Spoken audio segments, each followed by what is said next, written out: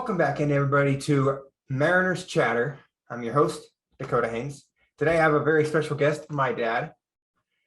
He's a big Padres fan, the one that we were talking about with my brother a couple weeks ago. But joining me on today's podcast to talk about the Mariners and how they did in the month of June and over the past week. Now, in the month of June, the Mariners went 16-13, which is a lot better than what they did in May, going 10-18. But let's just break that down. The Mariners outscored their opponents. I believe it was 118-103. But the biggest story for the Mariners in the month of June, Julio Rodriguez.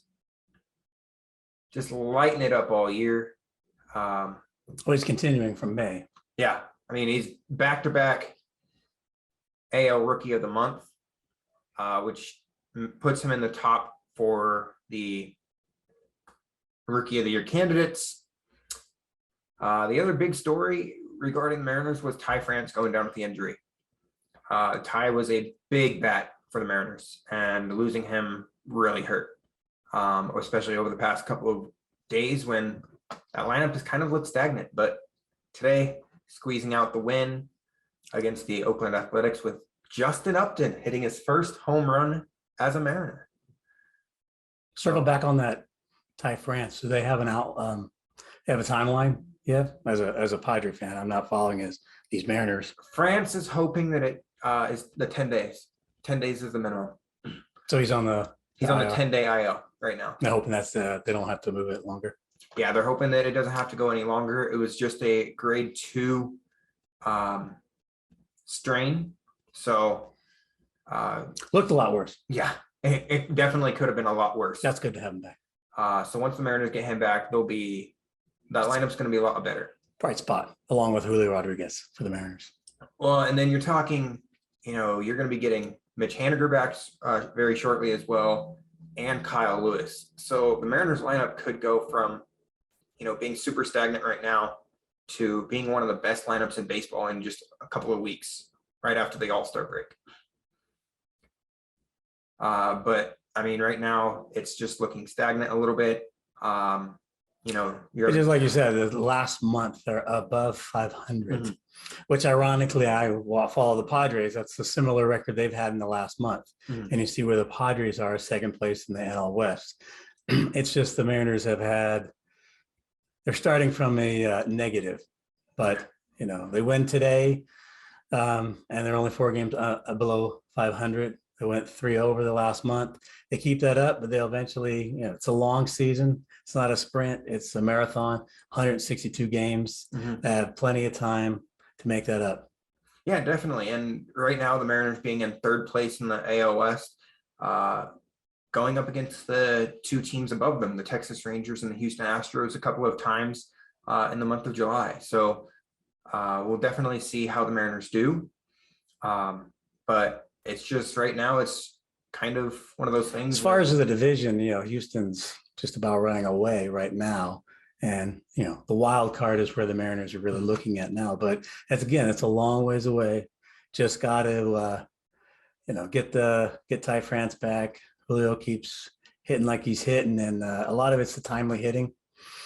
The run differential, which was such a big thing last year, I think they're right around 0. They're right about even in that run differential. And you look at their record, it's, they're beating the bad teams. They're above 500, but they're 10 below against the winning teams.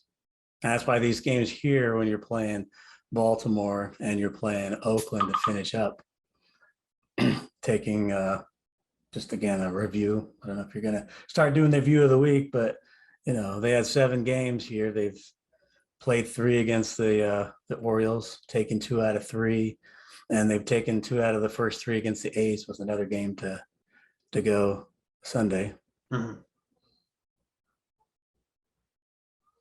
Yeah, and over the past week, Mariners have played the Oakland Athletics, the Los Angeles Angels, the Baltimore Orioles, winning most of these games, games that matter. And they've got a big opportunity. I mean, like I said, other than the Astros are just clicking. Yeah, you have the Angels who are in turmoil.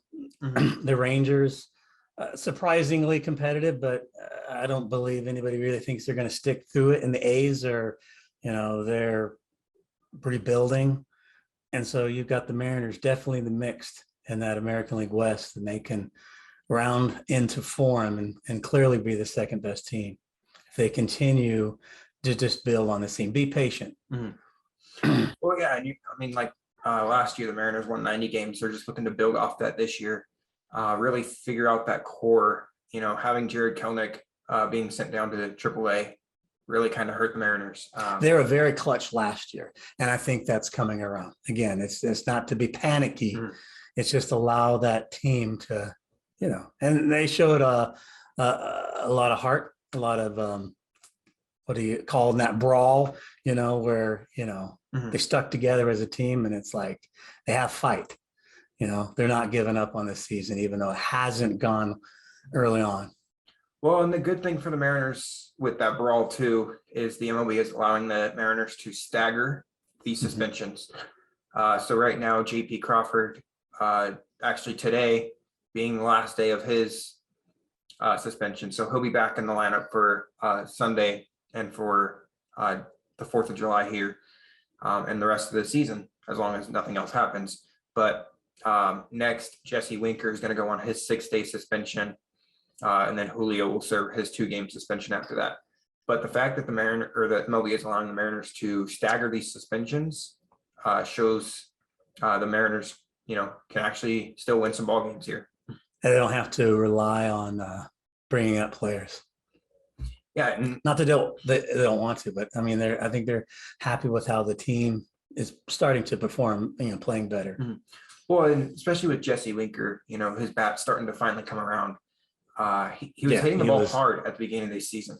But what did he batted? I mean, he was an all-star last year and was a big surprise later in his career, relatively, and he was just batting 200. And I mean, it's starting to come off it's starting to rise. Well, and it wasn't that he wasn't hitting the ball either. He was getting those hard hits that he had last year. The ball just wasn't falling for him, which happens from time to time for any baseball player. And Jesse was just getting the biggest slump out of it all. But he still leads the entire MLB in walks, which is good news for the Mariners because that means he's been getting on base. Well, just looking at it, I mean, the last 30 days he's been batting 245, but then you look at the last 15 days, he's up to a 319 slash with a 429 OBP and a slugging 667, slugging 532. So, with just a couple home runs, but still his batting average and, yeah, and it getting really, the ball in play. For him, it really started when the Mariners gave him that contract, extended his season for next year. He was already under contract, but they pretty much just locked him up and not having to go into the arbitration.